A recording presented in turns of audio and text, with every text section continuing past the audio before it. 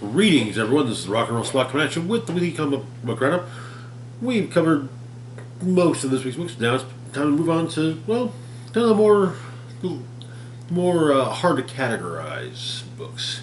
Kicking this off, we've got Strange, number 6. Where we left off, a gang known as the Blasphemy Cartel has been causing problems for the new Sorcerer Supreme, Clea. Wong, however, has realized that he knows something. He should know. There's something he feels he should know, but the memory seems to be missing.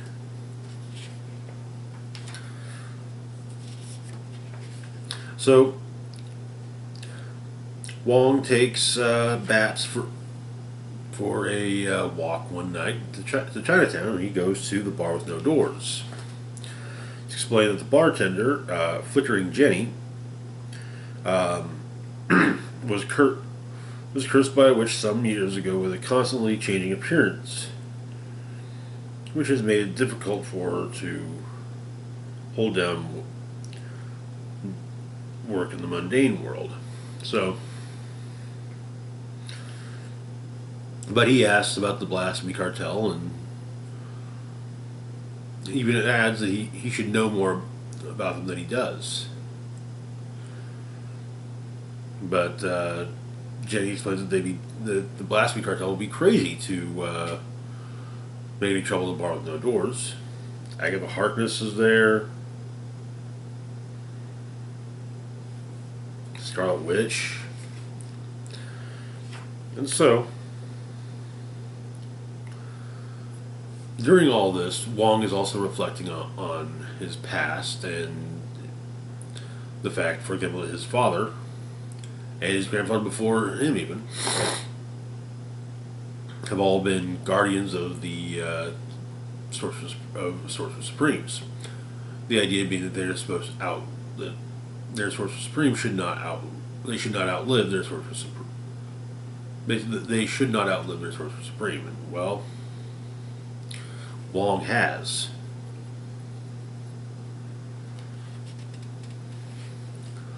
So Wong contacts Black Widow to ask about a coin that he got from a member of the Blasphemy Cartel. Explains it's not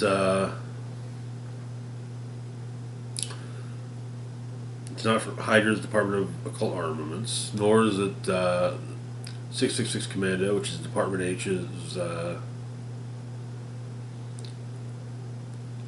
Occult Squad, or anything else like that, or any other group she's aware of.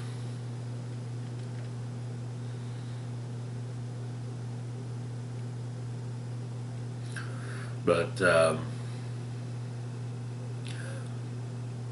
he also explains that they're making me for control in the magical underworld, or in the occult underworld, and so Widow explains that basically the magical underground is ungoverned or undergoverned, perhaps, doesn't fall under the control and protection of any state actor. They may govern themselves, but a non-state actor with the kind of resources that the cartel has moves in to take control, they're in trouble. The state doesn't even know they exist, so who can everyone else go to for help? The Sorcerer Supreme is.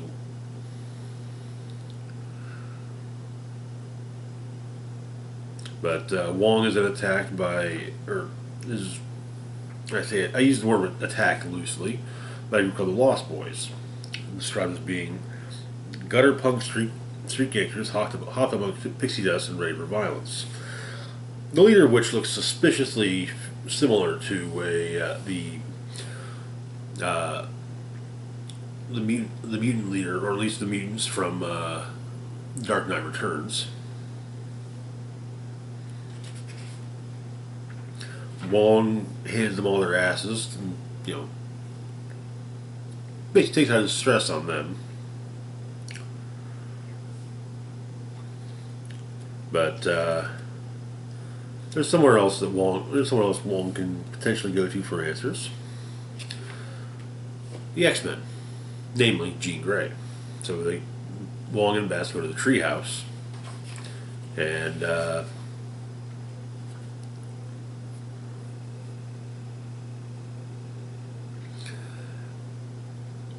Jean explains that it was great seeing Clea. It was a pleasure to meet Clea at the Hellfire Gala, and they'd love to host her on Krakoa again. However, Wong states that might be unlikely. Clea is upset with Krakoa's distribution of Mysterium, as it has anti-magical properties. He compares it to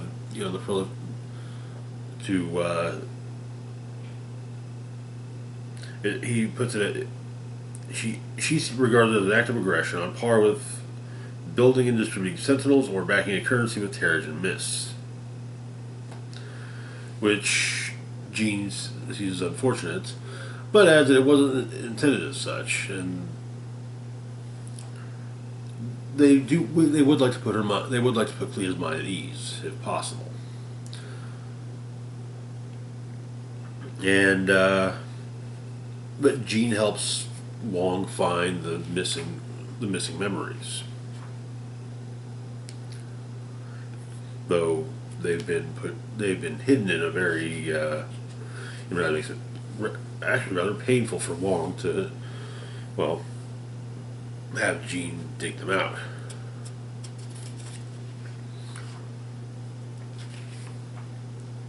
But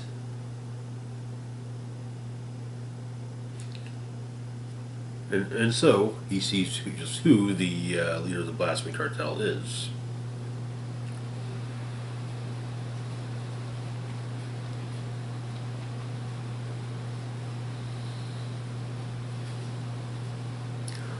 So Wong returns to the bar with no doors, and he tosses saying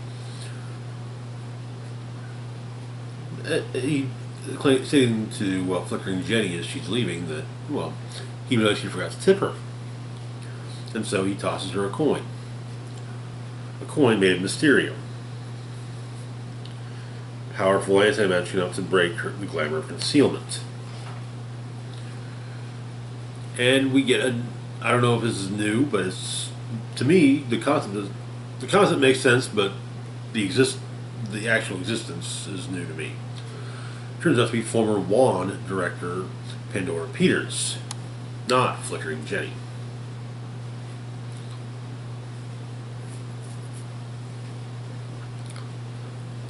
And Wong wants to know why he can't remember her or S.H.I.E.L.D.'s entire wizardry, alchemy, necromancy department, and why she's hiding at the bar with no doors, and why the Blasphemy Cartel is using wand equipment and tactics.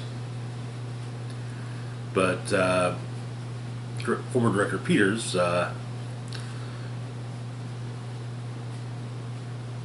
explains that after the Soviet Union fell, the KGB became gangsters. The same thing happened when S.H.I.E.L.D. fell. The Blasphemy Cartel is won, and they want her dead too. And that is where the issue ends. I actually really like the idea that there was a sub organization within S.H.I.E.L.D. called WAND. I mean, we had SWORD for outer space stuff and various other groups. So it only makes sense there would be one for magic. Moving on to our next book, we've got Batman Superman World's Finest, number 7. So this starts off with an entirely new arc, set in the same time period. So where we left off was that Batman and Superman had once again locked away the Devil Nezha on the island that would later become known as Lazarus Island. I'm sure that's not going to bite anyone in the ass ever again, because no one that would be involved with Lazarus Island ever has ill intent. Never. Yeah. Anyway, so we begin on a Gotham City, on a doomed planet. Desperate scientists shoot out the planet's last hope into space as the planet just before the planet explodes. A rift opens in the sky, visible in both Gotham and Metropolis. Batman goes to investigate, and a ship comes through and phases right through the Batplane. Before Superman is able to catch it and set it down. There's a young man inside.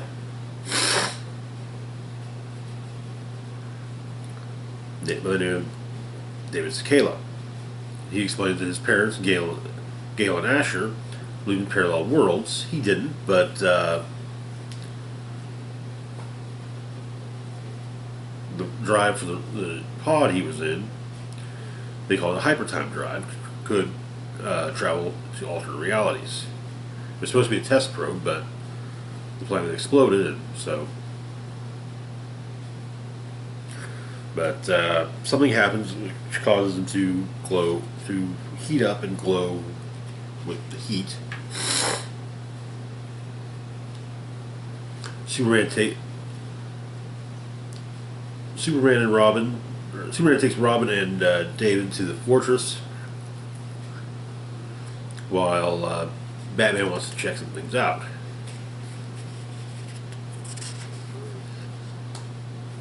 At the fortress, Superman takes his guests to the bottle city of Kandor, where David is studied by Kryptonian scientists and given an outfit that should control some of his abilities. But also works as a super suit. And David asks if everyone on their world dresses in such a manner, and Robinson says, just the cool kids. But at the fortress, Batman is trying to contact Robin. Apparently, Gale and Asher Sakala exist on what's now Earth Zero. They're scientists, not as accomplished. David flies to go meet them, only to learn that Gale and Asher had a son named David, who died when he was 3. Batman suggests that David not reopen their wound.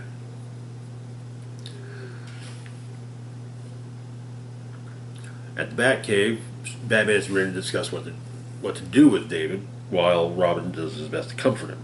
But Robin has a suggestion, and introduces David to the Teen Titans, the original Teen Titans: Aqualad, Kid Flash, Wonder Girl, and Speedy. Elsewhere, a man has been starved for 3 weeks. Is reaching for a bowl of food, which is just out of reach, before he finally gives in to malnutrition and dies, while the Key watches. And that is where the issue ends. Interesting start to the new arc, I guess. I'm presuming that this is an ongoing. I thought it was simply a mini-series, but I'm pleasantly, if not, I'm pleasantly wrong. Moving on to our next book, we've got Black Adam number 4. Where we left off, Black Adam had passed along shared his powers with a descendant of his, named Malik, who's a med student. However, and Black Adam briefly died, but was resuscitated. During this, however, Black Adam encountered a group of gods.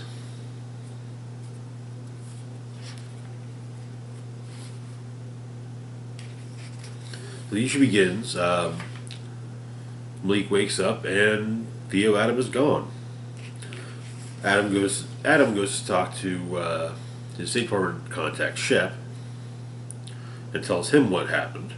We see more of his encounter with these gods, including meeting the entire pantheon. They explain that they're not his enemies, but they are also not his friends. Simply put, they are a cod. But it seems that the working theory is that while he was exiled from Earth for eons, for millennia, he, on his way back, may have inhaled some space dust, and, well, that space dust just evolved over time and became the Akkad. Malik, meanwhile, is back at home.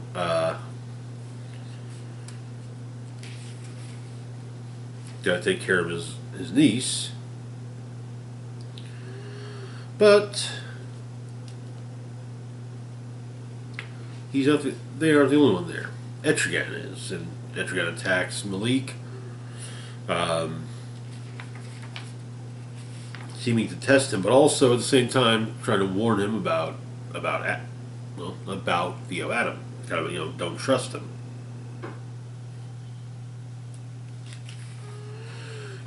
But Malik manages to defeat Etrigan, but he's lost the ring that Black Adam gave him. And the cops are there wanting him to, come down and stop tearing shit up. But Malik flies off, meets with his friend Jasmine. So he's got superpowers and figures, hey, maybe you can come up with a name, Danger Boy. But Jasmine points out something's wrong. It looks like the affliction that Black Adam had is now affecting Malik. Meanwhile, Sargon the Sorcerer, a superhero from the Golden Age, is visited by a man claiming to be War. And that is where the issue ends. Interesting. It's definitely going to have to see how this all plays out. I imagine War is there about Sargon taking the name Sargon as one of the members of the Akkad. His name is Sargon as well. So, moving on to our next book, we've got DC vs. Vampires All Out War, number 3. Where we left off, yeah. Deathstroke's team had been all but wiped out. Things were looking kind of desperate, but they had a potential. They had a possibility that might work. Getting Weather Wizard and, unvamping him, and then he could clear up the skies and allow the sun to get through. So, on their way to Florida, the school bus they were using is broken down. They continue on. Apparently, the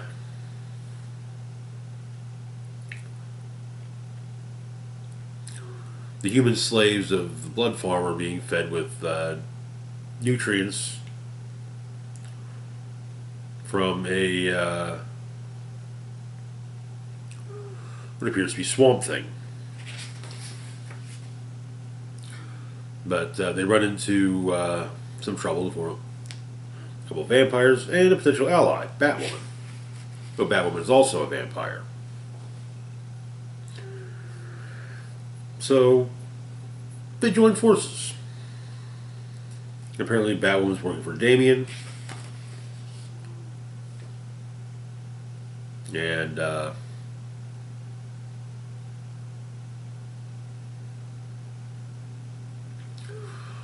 directs them towards the blood farm. She's got her own plan, or she's got her own thing she has to do. Free Starfire.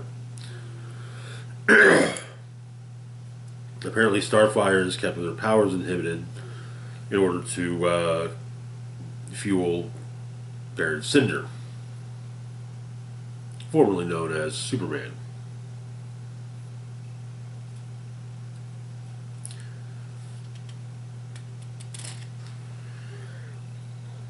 So they split up into two groups.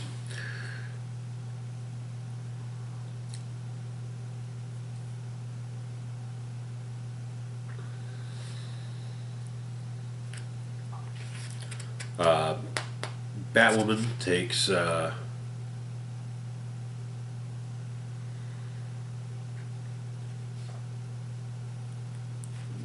once they're in the blood farm, at least they split up.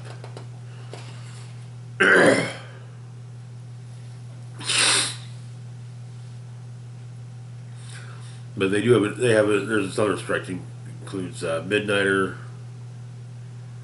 I think Booster, and a few others. Booster Gold and Mary Marvel. They're waiting on a signal, but Bane seemingly gets to Starfire, but it's not Starfire that Bane got to.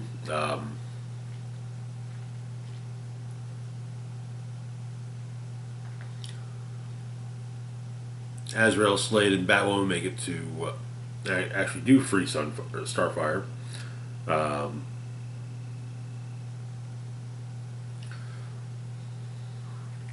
Yeah. Turns out that her Tamarian physiology burned out the vampiric infection. But it was a vampiric shapeshifter took the form of Starfire and got Bane. It was soon to turn him, but Deadman takes him over.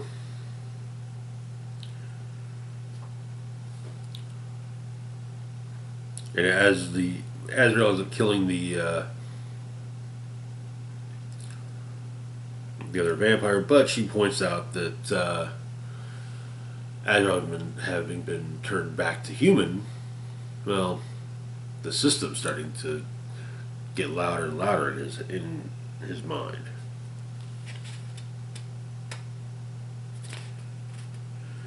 But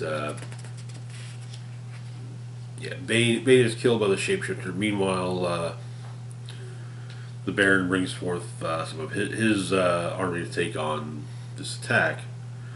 Among those I can clearly tell are Shining Knight and Prometheus.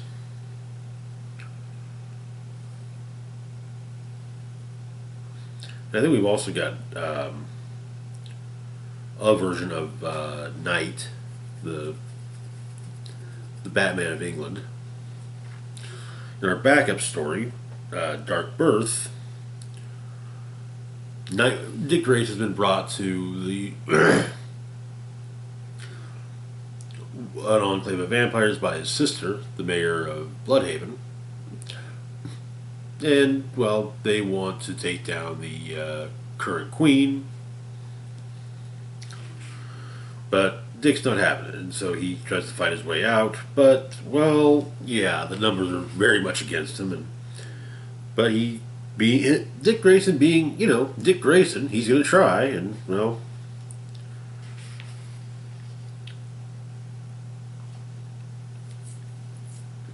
this leads to him being turned and immediately killing the leader of the Enclave to become the new leader.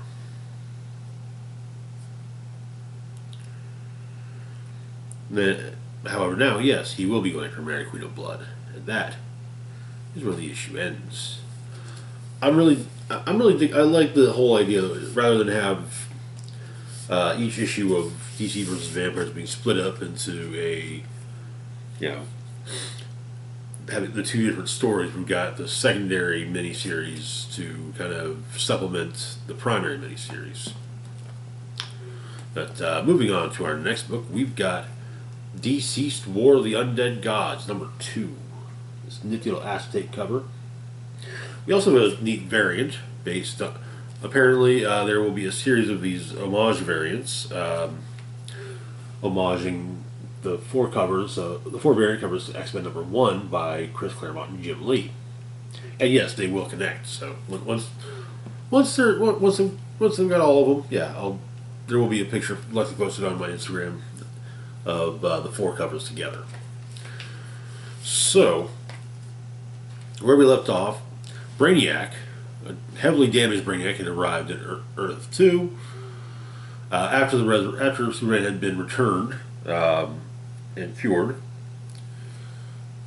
And he explains that there's a great threat to the universe. We kind of got a taste of that threat with Darkseid, and it seemed that Supergirl had been turned. So we open up with Mr. Miracle and Big Barda going to see their son. However, New Genesis is in shambles. There is a portal, but it's a dark portal, and Barda sticks her hand through it, but Black Racer pulls her out of it, and he explains what happened, and that no living thing can pass through those portals. But what happened was Darkseid had anti-life, and the new gods were turned.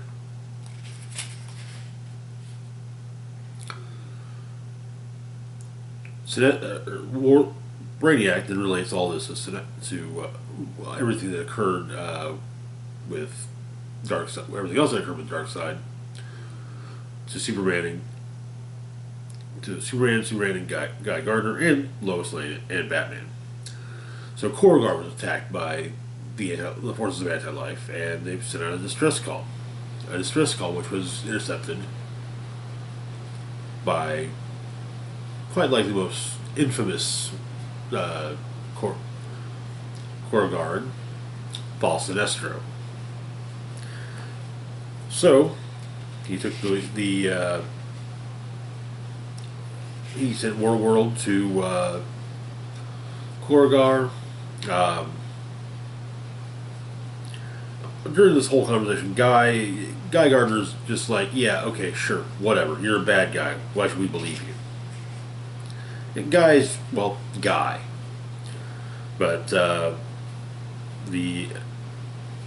Warworld arrives in orbit of Korugar and opposite fire down on the planet, but they're stopped by Saranic and her husband, by Saranic Natu, daughter of Paul Sinestro, and her husband, Kyle Rayner.